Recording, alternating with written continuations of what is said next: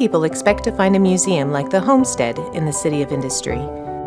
But everything you see here is in its original location, with surprising stories to be found around every corner.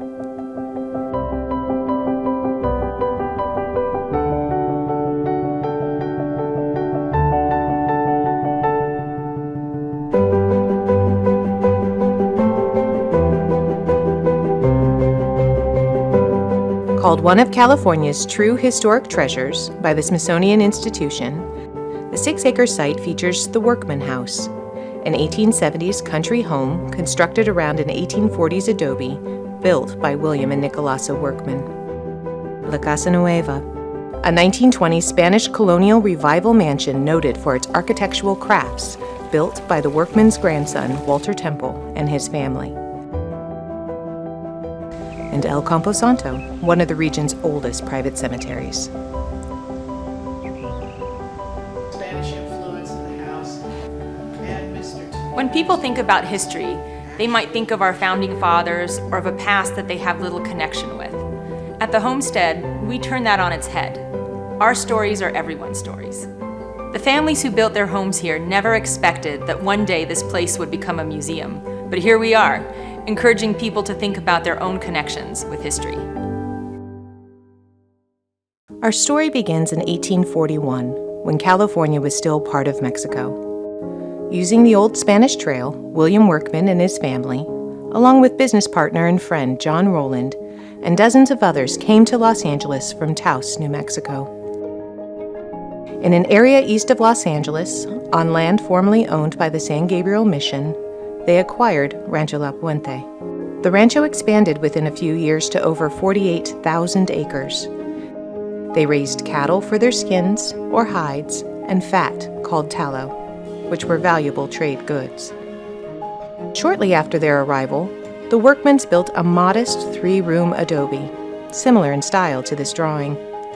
It was remodeled in the late 1860s, adding a second floor and numerous decorative details.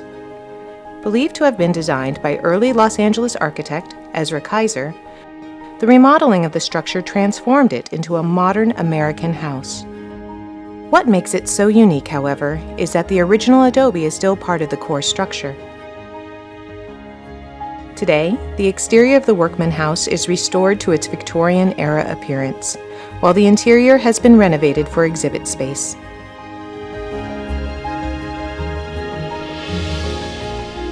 The Workmans had 2 children, Margarita and Joseph. No known pictures of Joseph survive. Margarita married Francis Pliny Fisk, or FPF Temple, which is where the Temple connection comes into our story. The couple had 11 children, 8 of whom lived into adulthood. As a result of the Mexican-American War, which ended in 1848, part of the land seized by the United States from Mexico became California. At the same time, the gold rush began. Like other ranchers, the Workmans and Temples found a new market for fresh beef and became quite wealthy. Sadly, the decline of the gold rush and flood and drought in the 1860s brought ruin to many cattle ranchers. Some who also farmed, like the Workmans and Temples, were able to survive. As Los Angeles started to grow after the Civil War, the Workman and Temple families saw opportunity. They were ranchers and farmers, and they saw that the business world was another endeavor they could get involved in. So William Workman and his son-in-law, FPF Temple, got involved in early railroads, real estate, oil, and banking. And they had the choicest property in downtown Los Angeles from which to operate, which was called the Temple Block, now Los Angeles City Hall. Unfortunately, being ranchers and farmers and not very well versed in business practices, they had some issues to deal with. Their most ambitious effort was the opening of a bank. But in 1875, an economic panic erupted. The men borrowed money from Elias Lucky Baldwin to try and save their bank, but the gamble failed. Having mortgaged most of their land holdings to Baldwin, Temple and Workman were financially ruined, and most of their land was lost. Though members of the Temple family bought back the Workman house and surrounding land, they struggled to stay afloat financially, and by the turn of the century, lost the house and the land. In 1914, Walter P. Temple, a grandson of the workmen's, was living in Montebello with his wife Laura and their 4 children. The Temple's 9-year-old son Thomas discovered oil on the family's land. This allowed the Temples to repurchase a portion of the workman homestead.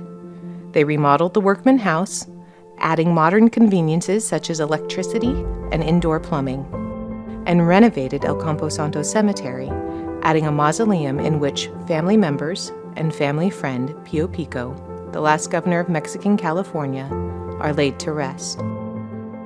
The Temple soon commissioned Los Angeles architects Walker and Eisen, and later Roy Selden Price, to design La Casa Nueva, or the New House. Built between 1922 and 1927, this 12,400 square foot Spanish colonial revival mansion is noted for its fine architectural crafts, including stained glass, ceramic tile, wrought iron, and carved wood. While the Temples had 5 children, only 4 survived into adulthood.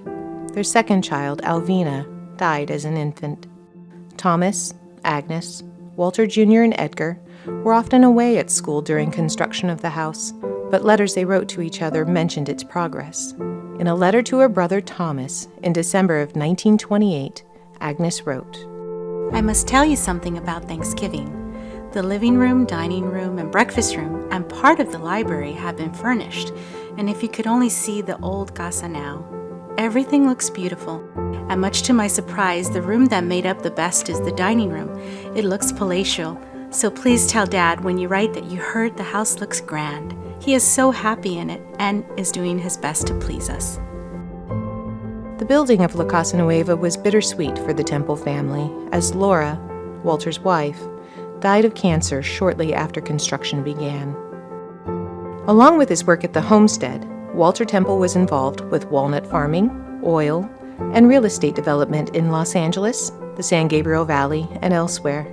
His biggest real estate project was the town of Temple, known today as Temple City, which he created in 1923 in honor of his family. As with his father and grandfather 50 years before, Walter Temple was beset by financial problems, and by 1932, lost everything, including the homestead. After the Temples left, the property was used as a boys' military school and a convalescent hospital before the City of Industry acquired the homestead. Restoration took place starting in the late 1970s, and the homestead opened to the public in the spring of 1981. Preservation and restoration efforts continue today.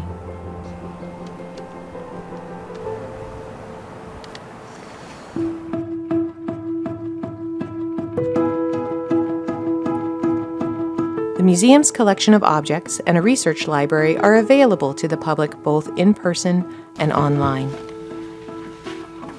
The Homestead has a collection of 30,000 artifacts, which range from books, manuscripts, documents, photographs, maps, and items related to the Workman and Temple families. And we use those to help with the stories of Greater Los Angeles from 1830 to 1930, and it gives a three-dimensional perspective to what usually is a two-dimensional experience. We want our collection to be accessible to almost anybody. So from ages 9 to 90, we'd like people to be able to come out and either experience the collection through exhibits, programs that we have, or research. And again, the idea is for them to make a personal connection between the artifact and the stories they hear to enrich their experience and make them advocates for our history. In addition to school programs and tours, people can take part in a number of special events, including book clubs, workshops, and lectures. So throughout the year, the Homestead offers a variety of different programs that really help bring history to life. You know, it's one thing to read a book or to watch a movie, but to actually have the opportunity to immerse yourself in a historic site is something very special and inspiring. Although the Workman and Temple families didn't get to stay here for as long as they would have liked, they left us with a unique way to look back on the region's history and to see the different ways that we're still connected to history today.